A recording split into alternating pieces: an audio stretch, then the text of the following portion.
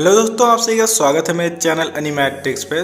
तो आज हम बात करने आ रहे हैं मादरा उचिहा की लाइफ के बारे में। तो बिना टाइम वेस्ट किए चलिए चलते हैं वीडियो की तरफ।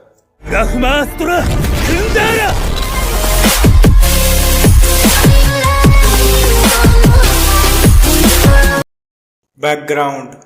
तो मादरा उचिहा वारिंग स्टेट पीरियड के दौरान बॉर्न हुआ था और वो ताजिमा उचिहा के 5 बेटों में सबसे बड़ा था। तो मादरा और उसके ब्रदर उचिहास के राइवल सेंजू से लड़ते हुए बैटलफील्ड पर बड़े हुए। मादरा के 3 भाइयों की काफी कम उम्र में डेथ हो गई, जिसकी वजह से मादरा का सिर्फ एक ही भाई जिंदा बचा, जिसका नाम इजुना था। तो मादरा और इजुना अपने शेयर्ड लॉस की वजह से काफी क्लोज हो गए और वो दोनों एक दूसरे से कॉन्स्टेंटली कम्पीट करते थे और स्ट्रांग होने के लिए। और इसके साथ ही मादरा के पास नेचुरली काफ़ी स्ट्रांग चक्रा था, जिसकी वजह से मादरा यंग एज में ही एडल्ट सेंजूस को बैटल में हरा देता था। और इसी की वजह से मादरा ने एक जीनियस की रेपुटेशन डेवलप की। तो अपने इनफ्रीक्वेंट डाउन टाइम में मादरा अपने ही एज के एक लड़के से मिला जिसका नाम हाशिरामा था। दोनों में क्विकली एक फ्रेंडली राइवरी डेवलप हो गई। तो मादरा की तरह हाशिरामा भी एक सिनोबी थे जिन्होंने अपने ब्रदर्स को बैटलफील्ड में खोया था। तो दोनों ने एक साथ मिलकर एक ऐसे वर्ल्ड की कल्पना की जहां पर बच्चों को, जैसे कि वो खुद थे, आपस में लड़ने की जरूरत नहीं होगी। तो प्रिकॉशन के तौर पर मादरा और हाशिरामा दोनों ने अपने फैमिली नेम्स को एक दूसरे के साथ शेयर नहीं किया, लेकिन फिर भी वो दोनों एक दूसरे की आइडेंटिटी जान चुके थे कि मादरा एक उचिहा है और हाशिरामा एक सेंजू, और एक दूसरे को मारना उनकी ड्यूटी थी, फिर चाहे वो एक दूसरे के फ्रेंड्स ही क्यों ना हो। तो जब इन दोनों के मिलने की बात इनके फादर्स को पता चली तो उन्होंने जाल बिछाया इन्हें मारने के लिए। तो मादरा और हाशिरामा दोनों ने एक दूसरे को वार्निंग दी जिस दिन ये होने वाला था। और जैसे ही वो दोनों जाने लगे, उन दोनों के फादर और ब्रदर एक दूसरे का सामना करने के लिए आ गए। तो मादरा और हाशिरामा दोनों ने उस फाइट में कदम रखा अपने भाइयों को मरने से बचाने के लिए। और यहाँ पर मादरा अपने क्लैन के साथ हो गया और उसने अपनी फ्रेंडशिप हाशिरामा से तोड़ दी, जिससे कि उसे फ्यूचर में हाशिरामा को मारने में कोई रोक न रहे। और मादरा का ये रिजॉल्व इतना स्ट्रांग था कि इसकी वजह से मादरा का शारिंगन अवेक हो गया। मादरा ने अपना सरनेम हाशिरामा के सामने रिवील किया और कहा कि हमारी नेक्स्ट मीटिंग अब बैटलफील्ड में होगी। अगले कई सालों तक मादरा और हाशिरामा का मुकाबला जारी रहा। मादरा कभी भी हाशिरामा को हरा नहीं पाया, मंगे की उस शारिंगन को एक्वायर करने के बाद भी। और हाशिरामा कभी भी खुद को मना नहीं पाए उसे मारने के लिए, जिसे वो अब भी एक फ्रेंड मानते थे, जिसकी वजह से दोनों के बीच में एक कांस्टेंट स्टील में डिकेड्स तक चलता रहा। समय के साथ मादरा और हाशिरामा दोनों अपने क्लैन के लीडर बन गए, एक पोजीशन जिसका इस्तेमाल करने की कोशिश हाशिरामा ने अपने बीच में पीस को स्टेबलाइज करने में चाही।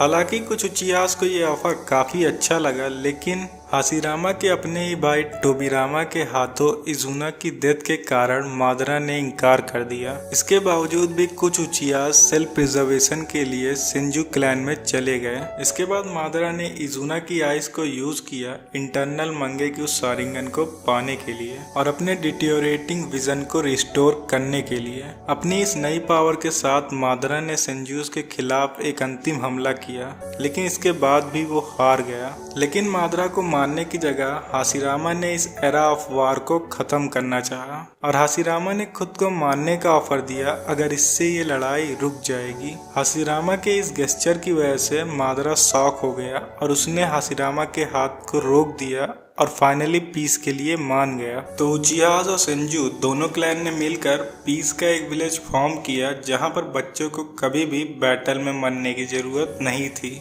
मादरा और हाशिरामा ने अपनी बचपन की फ्रेंडशिप को फिर से जिया और मादरा ने उस विलेज को हिडन लीफ विलेज कहा, उसे एक लीफ के थ्रू देखते हुए।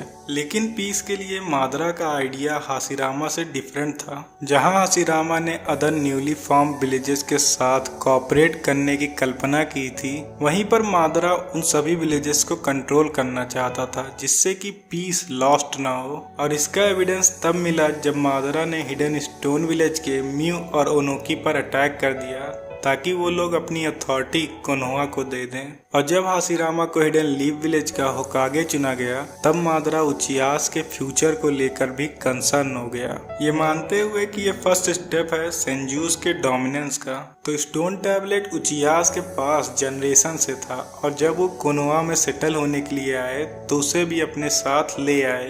तो स्टोन टैबलेट की केयरफुल स्टडी से मादरा शिनोबीज की हिस्ट्री को काफ़ी हद तक समझ जाता है, जिसमें कि फेल्ड पीस की इनलेस साइकिल और उचियाज और सेंजू के बीच बैटल की डेस्टिनी थी। लेकिन इसमें वर्ल्ड की यूनिटी के लिए एक तरीका भी था। तो अपनी इस नॉलेज के साथ मादरा ने ये डिसाइड किया कि कोनोहा एक फेल्ड एक्सपेरिमेंट था। उसने अपने क्लैन और यहाँ तक कि हाशिरामा को भी सेम कंक्लूजन पर कन्विंस करने की कोशिश की, लेकिन किसी ने भी मादरा की नहीं सुनी। मादरा ने विलेज को छोड़ दिया और नाइन टेल फॉक्स को अपने कंट्रोल में करके हाशिरामा को चैलेंज करने के लिए वापस आया। वो दोनों अपने फुल पोटेंशियल से लड़े और उनकी बैटल की वजह से उस जगह को फाइनल वैली कहा गया, और अंत में हाशिरामा मादरा को मार देते हैं। तो मादरा के मौत की खबर काफी तेजी से फैल जाती है और मादरा के कॉर्प्स को सीक्रेटली छुपा दिया जाता है, जिससे कि कोई भी उसका फायदा न उठा सके।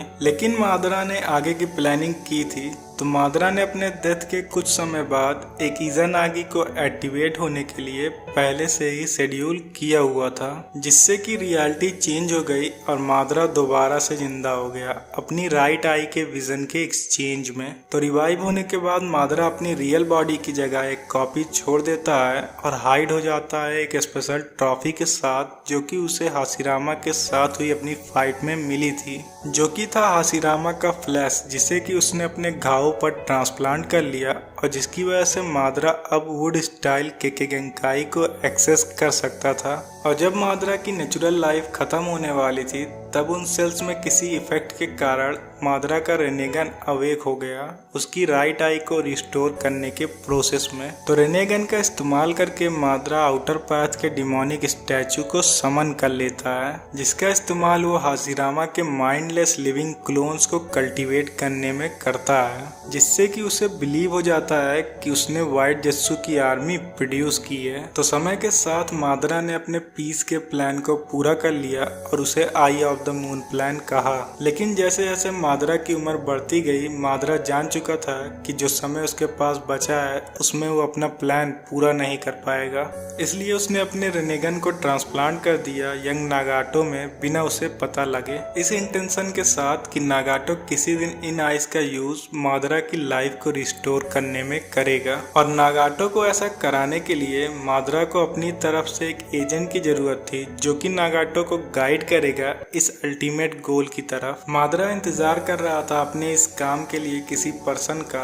और उसने खुद को कनेक्ट किया हुआ था आउटर पाथ के डिमोनिक स्टैचू से खुद को जिंदा रखने के लिए। मादरा ने अपनी जगह लेने के लिए एक सूटेबल मोहरे को खोजने के लिए कोनोहा पे कड़ी नजर रखे हुए अपना ये समय बिता रहा था। तो थर्ड शिनोबी वर्ल्ड वार के दौरान मादरा बैडली इंजर्ड ओबिटो उचिया से मिला। तो ओबिटो की डैमेज एक्सट्रीमिटीज को रिप्लेस करने के लिए मादरा ने हाशिरामा सेल्स का यूज किया, और मादरा ने ओबिटो के हार्ट में एक फॉरबिडन इंडिविजुअल कर्स को टैग कर दिया, एक फेल सेफ की तरह, जो कि एक्टिवेट हो जाता अगर ओबिटो मादरा के खिलाफ हो जाता। उसके बाद मादरा ओबिटो को करप्ट करने के काम में लग गया। उसने हिडन मिस्ट विलेज के निंजास से उस लड़की को किडनैप करा लिया जिससे कि ओबिटो प्यार करता था और जिसका नाम रिन नोहारा था, और उसके अंदर 3 टेल्स को सील कर दिया और इवेंट्स को इस तरह मैनिपुलेट किया कि जब ओबिटो देखे तब रिन की डेथ ओबिटो के फ्रेंड ककाशी के हाथों हो,